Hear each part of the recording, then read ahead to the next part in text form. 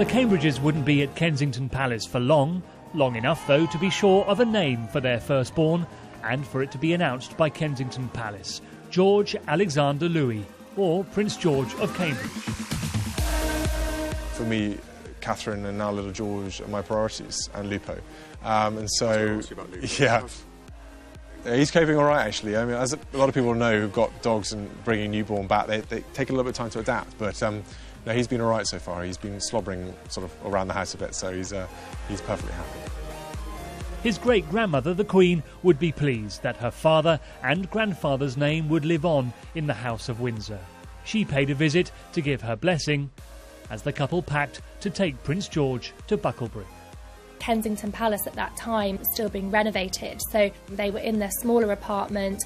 Bucklebury and Kate's parents' house was really a place where they could completely be at home, they could get everything they needed there. They had Kate's mum helping, they had the family helping. It did make a lot of sense for them to go there.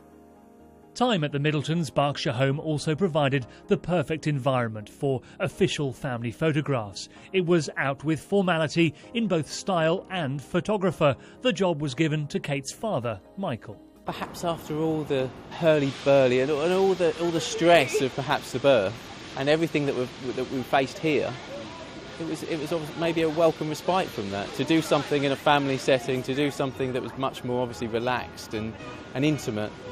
But those initial relaxed few weeks away from the cameras soon came to an end, with the christening of the Prince who will one day be Supreme Governor of the Church of England.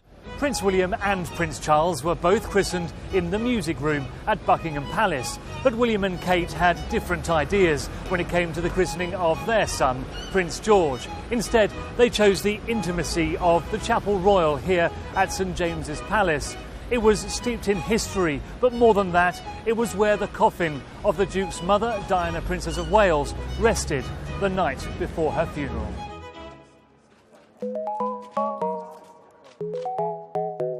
A christening is a very special moment in a Christian child's life.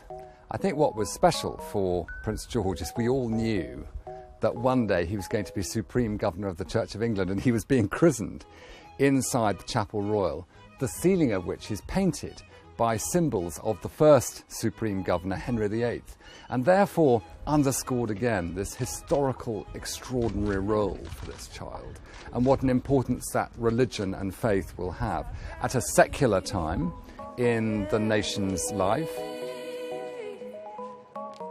Dressed impeccably in his Honiton lace gown, the only uncertainty, would 3-month-old George behave for the then Archbishop of Canterbury?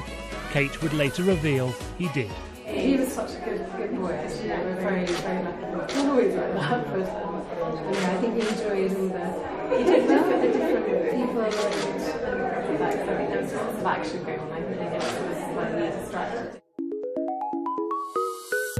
Who knows what the future will bring?